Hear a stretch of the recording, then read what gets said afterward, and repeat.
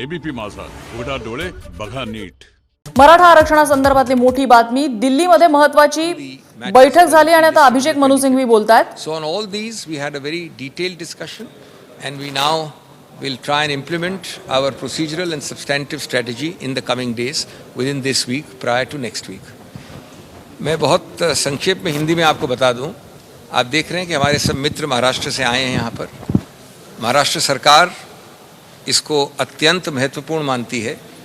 ये मुद्दा, ये आरक्षण का मुद्दा ही नहीं है सिर्फ, ये महाराष्ट्र के लिए ही विशेष महत्व नहीं रखता है, लेकिन पूरे भारत के लिए, विभिन्न प्रदेशों के लिए आरक्षण इस प्रकार का भी और आर्थिक रूप से जो कमज़ोर वर्ग हैं वो वाला आरक्षण भी, ये दोनों समूचे रूप से इस पे प्रभाव पड़ता है इस पूरी प्रक्रिया का. हमने हमारे कानूनी कॉलीग्स और हमारे बाकी सभी जो महत्वपूर्ण मंत्री हैं महोदय महाराष्ट्र से, सब ने बैठ के विस्तृत रूप से ये विचार विमर्श किया है. जो मुद्दे अराइज करते हैं इस मामले में उसके बारे में किया. आप जानते हैं इसमें मूल ढांचे, बेसिक स्ट्रक्चर का मुद्दा है, आरक्षण का मुद्दा है, अनुच्छेद 15 और 16 का मुद्दा है, इत्यादि इत्यादि. वो सब भी हमने विचार विमर्श किया. विशेष रूप से ये भी है तत्पर रूप से माननीय मुख्यमंत्री महाराष्ट्र लिखेंगे बाकी सभी मुख्यमंत्रियों को अलग अलग प्रदेशों के कि ये मुद्दा ऐसा है जिसमें एक समभाव से पूरे देश के विभिन्न प्रांत अगर एक निर्णय लें तो ज़्यादा बेहतर होगा.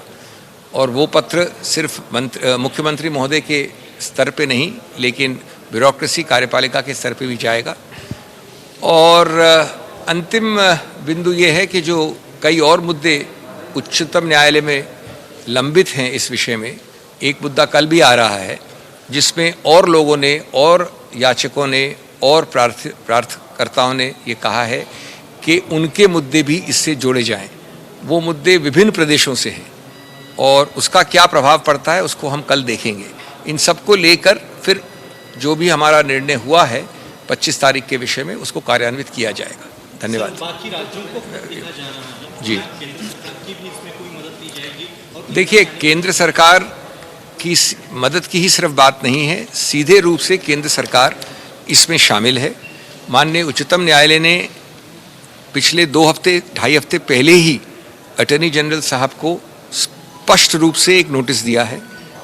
आशा करते हैं कि अटॉर्नी जनरल साहब निकट भविष्य में पेश होंगे. केंद्र सरकार बिल्कुल इसमें सीधे रूप से संबंधित है. आखिर ये अखिल भारतीय स्तर पे इसका प्रभाव होता है. इकोनॉमिकली वीकर सेक्शन जो आर्थिक रूप से कमज़ोर है उनका उसके ऊपर होता है, आरक्षण के ऊपर होता है. 16 और 15 जो दोनों अनुच्छेद हैं जिस पे कि केंद्र सरकार दिन प्रतिदिन करती है काम, उस पर प्रभाव पड़ता है.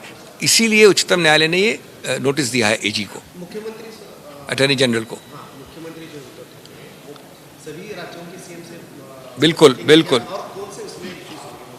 ये सब इशू होंगे जो मैंने बताया आपको कि अनुच्छेद 15 और 16 का इशू, आरक्षण का इशू, कमज़ोर वर्गों के आरक्षण का इशू, इसकी संवैधानिक वैधता का इशू, मूल तत्व बेसिक स्ट्रक्चर का इशू, और भी जो व्यापक इशू होते हैं कि क्या मांग करनी चाहिए. कि जैसे उदाहरण के तौर पे बता रहा हूँ मैं, क्या लिखेंगे वो तो बाद में कल आएगा, कि उदाहरण के तौर पे कि क्या ऐसे महत्वपूर्ण जो कानून बनाए गए महाराष्ट्र द्वारा, इस प्रकार के कानून अखिल भारतीय स्तर पे 9 शेड्यूल में डाले जाएँ कि नहीं डाले जाएँ, इत्यादि इत्यादि, तो सब लिखा जाएगा.